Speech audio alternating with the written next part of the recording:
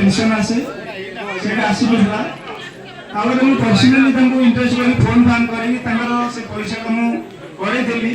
स्वर्गत वैकुंठनाथ नायक केवल जन शिक्षक नथिले पिपिली अंचल शिक्षार आलोकवर्तिका सृष्टि करिवारे से जो भूमिकाटी ग्रहण करचंती से चिर अविस्मरणीय होई रहिबे। गोटाए भाषा कहवा गले वैकुंठ सार एक अनुष्ठान थिले। अनुष्ठान जयंती अच्छी मयंती न थाए।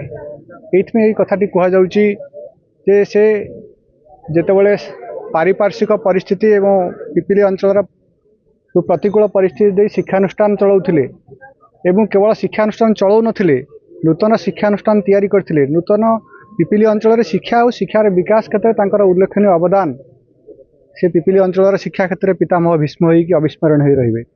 सेथिपई कहा जाउची जो माने जोग जन्मा जो माने अनुष्ठान अनुष्ठान में केवल जयंती थाए मयंती न थाए।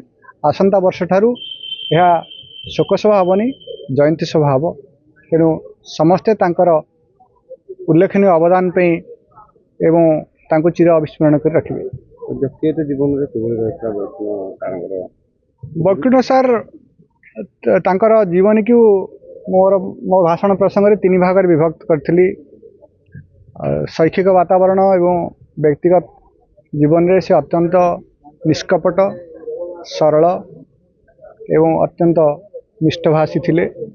कहा पर बोली से केबे कही नांती तांको निज जो मान तांको समालोचना करती से निजर बोली ग्रहण करनी। एवं शिक्षा क्षेत्र में कह गले आज पिपिली अंचल जो गुरुत्वपूर्ण व्यक्ति विशेष माने निजर कर्म क्षेत्र हो कि शिक्षा साहित्य जो क्षेत्र में नेतृत्व देवार क्षमता रखिंट एवं तांको परिवार को शेष ये कहबी परिवार भांगी पड़तु नहीं से एभली एक योग्यतम